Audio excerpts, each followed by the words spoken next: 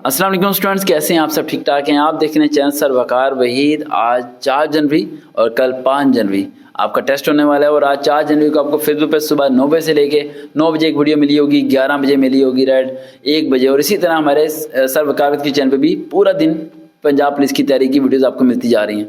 तो ये वीडियो हम खास तौर पे आपके लिए बना रहे हैं। पंजाब पुलिस में उर्दू में अगर मजमून आता है तो मजमून 10 नंबर का अगर आता है तो उसमें से आप किस तरह 10 में से 8 या 7 नंबर ले सकते हैं। अब आप सोच रहे होंगे सर बेनतहा बच्चे ऐसे हैं जिसमें से 10 में से 10 बेटा भी ले लेते हैं। बेटा वो जो 10 बेटा 10 लेते हैं ना, उनके पता नहीं क्या लिंक्स होते हैं, अल्लाह बेहतर जानता है। लेकिन अगर कोई सही उस्ताद बैठा हुआ तो कोई उस्ताद की सबसे पहले निशानी ये होती है कि कभी वो फुल मार्क्स नहीं देता, और अगर कोई टीचर फुल मार्क्स देता है तो मेरे ख्याल से वो उस्ताद ही नहीं होता।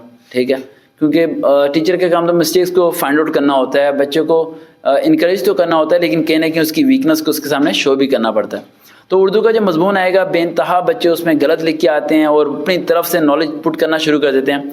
आप लोगों ने क्या करना है, 9th 10th first year second year उसके आपने ऑल पेपर ले लेने हैं। उसमें जितने उर्दू के मजमून पॉपुलर आए हुए हैं, जैसे दहशतगर्दी हो गया, इल्म के फ़ायदे हो गया, तालीम में नस्वा हो गया, वक्त की पाबंदी हो गया, आलूदगी हो गया, इस तरह के डिफरेंट 10 से 11 टॉपिक्स आपने उठा लेने हैं। उनके बारे में आपने रिव्यू करना है, उन्हें थोड़ा बहुत पढ़ लेना है ताकि आपको पता हो कि नॉलेज क्या है। देखो स्टडी किए बगैर से मेरी वीडियो सुनने के बाद अगर आप तैयारी किए बगैर चले जाओगे, आप पास हो जाओगे, 33 34 35 नंबर आ जाएंगे, लेकिन वो अच्छे नंबर नहीं आएंगे जो नंबर आपके आने चाहिए।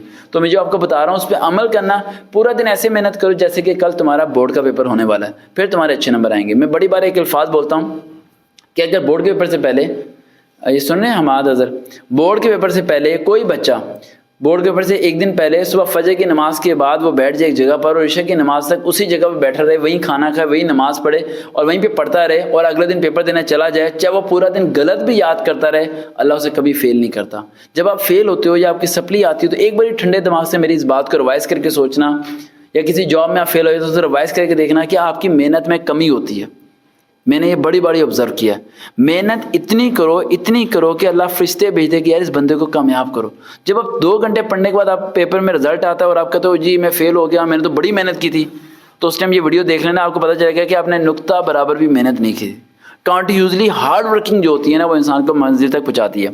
उर्दू के पैराग्राफ में मिनिमम आपने क्या करना है, 8 पैराग्राफ लिखने हैं और हर पैराग्राफ के अंदर 6 या 7 लाइनें लिखनी है। लेकिन उर्दू में ये बात ज़हन में रखे, जो पहले पैराग्राफ में आपने बात डिस्कस की वो दूसरे पैराग्राफ में बात डिस्कस नहीं करनी, बल्कि उसकी शाखें बना के एक्सप्लेन करना है। इंग्लिश की जो वीडियो मैंने बनाई थी उसमें बताया था कि आपने उसमें हेडिंग नहीं देनी। ऐसे में उर्दू की वीडियो में मैं आपको बता रहा हूँ कि उर्दू में जब आपने मजमून लिखना है तो आपने उसमें ऐसे वो हेडिंग लाजमी देनी है, कम से कम 6 से 7 हेडिंग आपकी होनी चाहिए और उसे आपने एक्सप्लेन करना है। अब हर बंदा ये कह रहा होगा सर जी हेडिंग किस बात की?